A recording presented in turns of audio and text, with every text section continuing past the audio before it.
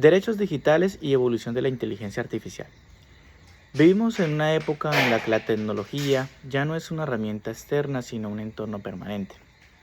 Fíjese cómo nos despertamos con una alarma digital, nos informamos a través de algoritmos, estudiamos en plataformas virtuales, hacemos compras online sin ni siquiera conocer o interactuar directamente con otra persona y a su paso vamos dejando rastros digitales incluso cuando no somos conscientes de ello.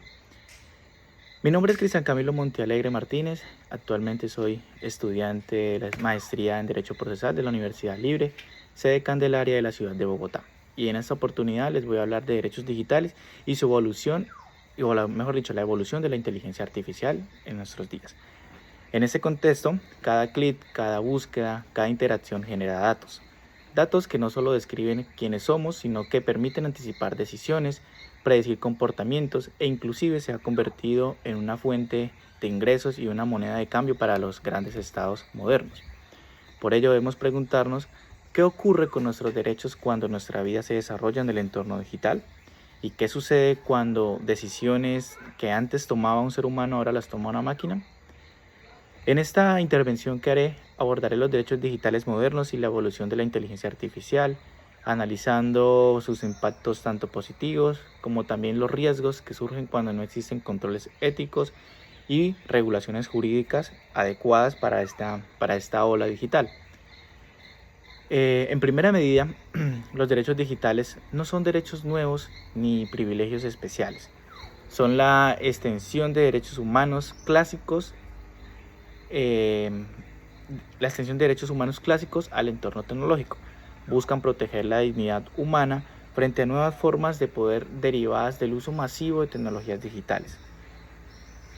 Entre otros aspectos se encuentran la privacidad, la protección de datos personales, la libertad de expresión en Internet, el acceso equitativo a la tecnología y el derecho a no ser sometido a decisiones automatizadas sin garantías. El filósofo Luciano Floridi sostiene que la humanidad ha entrado en una revolución informacional donde ya no vivimos con la tecnología sino dentro de ella, donde ya no es una herramienta de nosotros sino algo que hace parte propiamente del ser humano y que es de una trascendencia importantísima a tal punto que ya no podemos compartir o desarrollarnos tranquilamente si no es con su ayuda. Por ello los derechos deben estar proyectados hacia esa esfera digital en donde es tan escasa la regulación jurídica. Por otra parte, la inteligencia artificial no surge de manera repentina ni como un acto esporádico, sino que es el resultado de décadas de desarrollo científico, matemático y computacional, desde los primeros sistemas de cálculo automatizado hasta los actuales modelos de aprendizaje profundo. La IA ha pasado a ejecutar instrucciones simples, a analizar patrones, a aprender de datos, a recopilarlos y a generar respuestas complejas. En un primer momento, la IA se limitaba a seguir reglas estrictas de programación por humanos y esos sistemas no aprendían, sino que obedecían instrucciones previamente definidas. Sin embargo, con el avance del aprendizaje automático y el aumento exponencial de datos disponibles, los sistemas comenzaron a entrenarse a partir de información histórica, permitiéndole mejorar su desempeño de manera autónoma. Es decir, entre más implementemos la inteligencia artificial, más aprende de nosotros y cada vez va a ser mejor su respuesta ante los problemas o los casos que les planteemos. Hoy, la inteligencia artificial forma parte integral de la vida cotidiana. Está presente en buscadores de internet, plataformas, redes sociales, videojuegos, asistencias virtuales, aplicaciones de transportes, sistemas financieros, en herramientas educativas. Y aunque muchas personas no interactúan conscientemente con la IA, su influencia es constante y profunda. Un aspecto fundamental de esta evolución es que la inteligencia artificial ya no solo ejecuta tareas técnicas, sino que participa en procesos de toma de decisiones que impactan directamente en derechos y oportunidades. Por ejemplo, los algoritmos que determinan qué contenido es visible, qué usuarios son prioritarios o qué perfiles representan un riesgo. Yuval Noah Harari advierte que el verdadero poder de la inteligencia artificial no reside en imitar la conciencia humana, sino en su capacidad para analizar grandes volúmenes de datos y dirigir el comportamiento colectivo. Este poder cuando no es regulado, puede ser influyente de muchas formas tradicionales de control social y puede ser riesgoso. La IA, como nueva forma de poder social, a diferencia de tecnologías anteriores, no solo amplifica la capacidad humana, sino que reorganiza las relaciones de poder. Quien controla los algoritmos, los datos y los modelos de decisión adquiere una posición privilegiada o superior en la sociedad digital. Las grandes plataformas tecnológicas concentran enormes volúmenes de información personal que permiten perfilar conductas, hábitos de consumo, ideologías e incluso estados emocionales. Esta capacidad de análisis masivo convierte a la IA en una herramienta de poder estructural. Fíjese cómo al descargar una aplicación o al interactuar con ella en nuestro celular todos los días, muchas veces nos solicita permiso o autorización para acceder al rastreo de nuestros datos personales y poder utilizarla para mejorar.